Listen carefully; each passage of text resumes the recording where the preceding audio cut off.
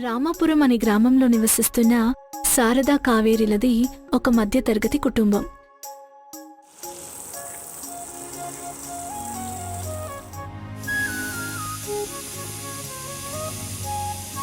అత్తయ్య, పిల్లలకు లంచ్ పెట్టాను, కాస్త స్కూల్లో ఇచ్చిరండి అంది. ఏంటి కోడలా, నేను కూరగాయలకు నీళ్లు పడుతున్నాను, మీ మామగారికి చెప్పు. మావయ్య, మావయ్య, మావయ్య, మావయ్య.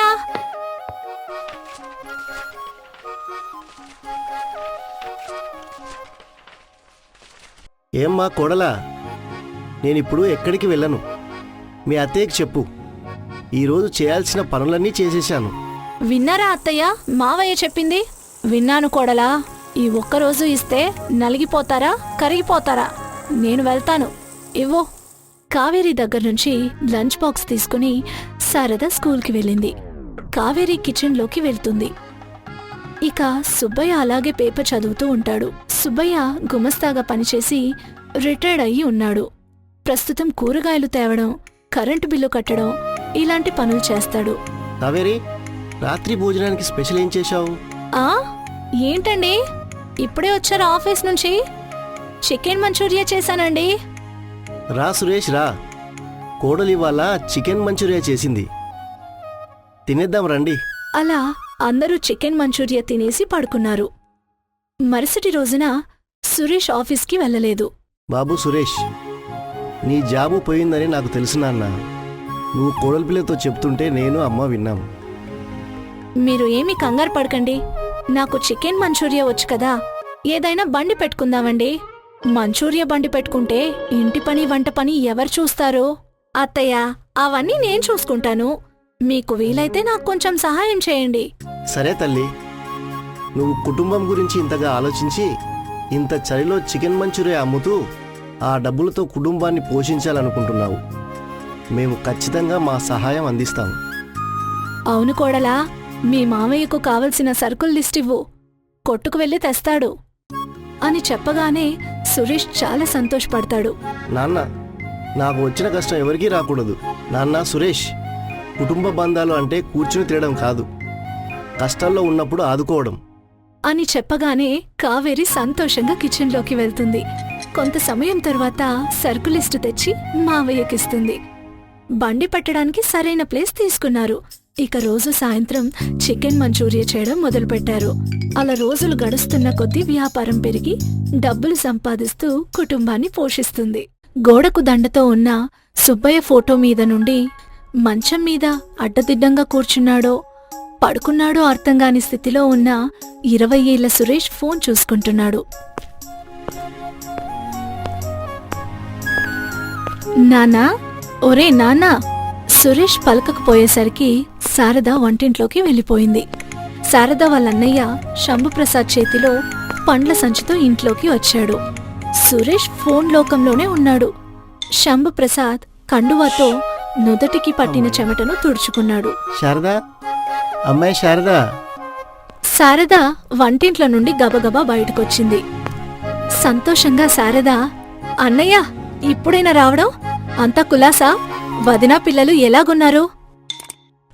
అంతా కులాసా గాని నువ్వేదో మొన్న కళ్ళు తిరిగి పడిపోయావంట కదమ్మా. మాకు కనీసం ఫోన్ చేసి చెప్పలేదంటమ్మా. ఎంత కంగారు పడిపోయామో తెలుసా? ఇదిగో ఇలా కంగారు పడతారని చెప్పలేదు. ఏం లేదన్నయ్యా, ఏదో కాస్త బీపీ తగ్గి ఉంటుంది, అందుకే కళ్ళు తిరిగాయి.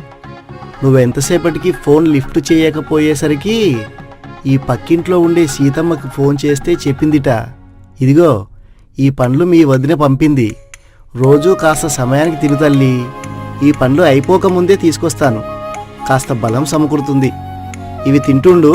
అలాగే అన్నయ్య.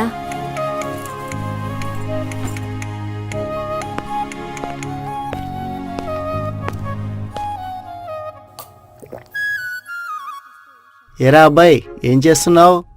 చూస్తున్నావుగా మామయ్య, ఫోన్ చూస్తున్నా. ఈ ఎటకారాలకేం తక్కువ లేదు. చదువు అంటే ఇంట్రెస్ట్ లేదని ఇంటర్తో ఆపేశావు. ఏం చేస్తావురా అంటే ఓసారి అదంటావు, ఇంకోసారి ఇదంటావు. నువ్వు లైఫ్లో సెటిల్ అయితే మాకు కాస్త మనశ్శాంతిగా ఉంటుందిరా అబ్బాయి. భలే మాడతావు మామయ్య. మీ మనశ్శాంతి కోసం నాకు ఇష్టం లేకపోయినా ఏదో ఒక పని చేయాలా? వాడికి నచ్చింది దొరికినప్పుడే చేయనివ్వన్నయ్యా. ఇష్టం లేని పనితో వాడు కష్టపడుతుంటే మనం మాత్రం చూడగలమా? సరిపోయింది. కొడుకు మీద ఈగ వలనివ్వవు. సరేనమ్మా, నేను వెళ్ళొస్తాను. అదేంటన్నయ్యా ఇప్పుడేగా వచ్చింది?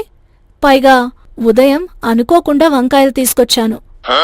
తాజాగా ఉన్నాయి. నీకు గుత్తొంకాయ కూర ఇష్టం గదా, 10 నిమిషాల్లో వండేస్తాను. భోజనం చేసి కాస్త రెస్ట్ తీసుకుని బయలుదేరదుగాని.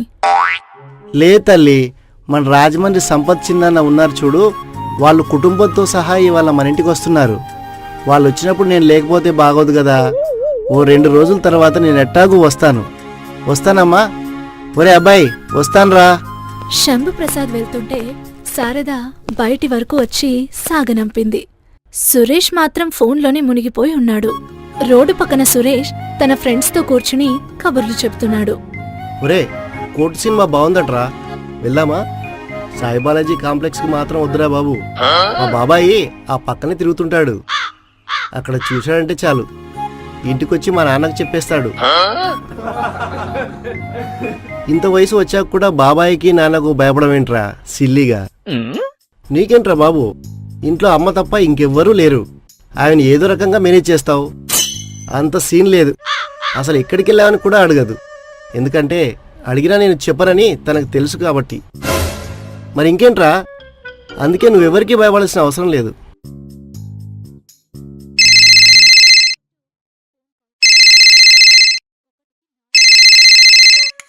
ఎవర్రా అంత చిరగ్గా కట్ చేస్తున్నావు? సురేష్ మాట్లాడలేదు. ఒరే శిరీష్, ఇంకెవర్రా? వాళ్ళ అమ్మాయి ఉంటుంది. ఆవిడ ఫోన్ చేస్తేనే వాడంత చిరగ్గా కట్ చేస్తాడు. కాకపోతే ఏంట్రా, బయటకు వచ్చినప్పుడు పదే పదే ఫోన్లు చేయడం. ఏంటని అడిగితే ఏం లేదురా నాన్న, ఎందుకో మాట్లాడనిపించింది అనడం. ఎప్పుడు ఒకేలా జరుగుతుందనుకోవద్దురా సురేష్. చెప్పలేం కదా, ఇంట్లో ఒక్కతే ఉంటుంది. ఎందుకైనా మంచిది ఓసారి ఫోన్ చేసి చూడు.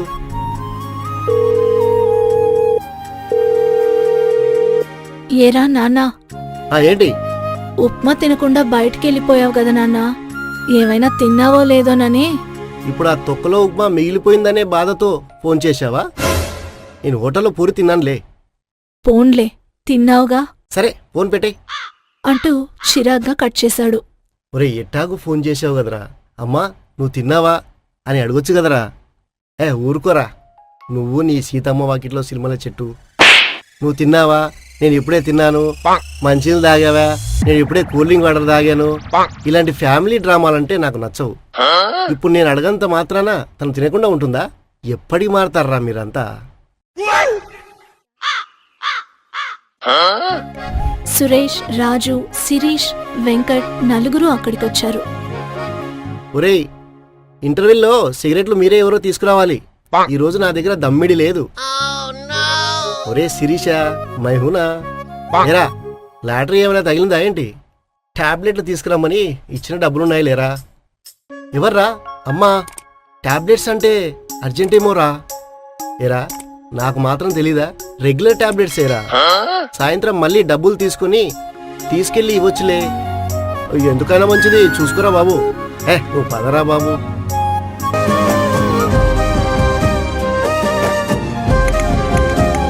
నలుగురు ఎంజాయ్ చేస్తున్నారు.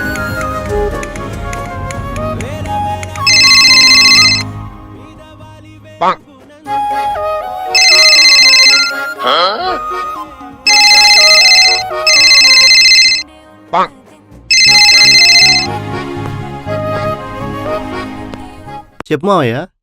ఏరా, ఎక్కడున్నావు? కాస్త బయటకొచ్చాను మాయ్యా. ఏం కొంపలంటుకుపోయాయి మాయ్యా? వస్తానులే. కొంపలంటుకుపోవడం కన్నా ఎక్కువేరా, ఇంటి దీపం ఆరిపోయింది. ఆశ్చర్యంగా సురేష్, మాయా, అమ్మ వెళ్ళిపోయిందిరా, నువ్వురా. అమ్మా! ఇంటి ముందు శారద మృతదేహం ఉంది. శారద మృతదేహానికి 4 అడుగుల దూరంలో శంభుప్రసాద్ కూర్చునున్నాడు.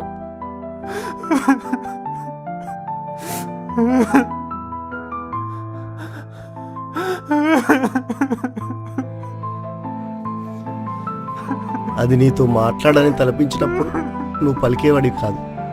కనీసం అమ్మా అని పిలిచేవాడివి కాదు. ఇప్పుడు నువ్వు అరిచినా ఏడ్చినా పలకనంత దూరం వెళ్ళిపోయిందిరా. అసలు ఏం జరిగింది మాయ? డాక్టర్ వచ్చి మందులు వేసుకోవడం లేటవడం వల్ల బీపీ పడిపోయి హార్ట్ అటాక్ వచ్చిందన్నారా. మీ నాన్న హార్ట్ అటాక్తో చిన్న వయసులో చనిపోయినప్పుడు నీ వయసు కేవలం 5 ఏళ్ళురా.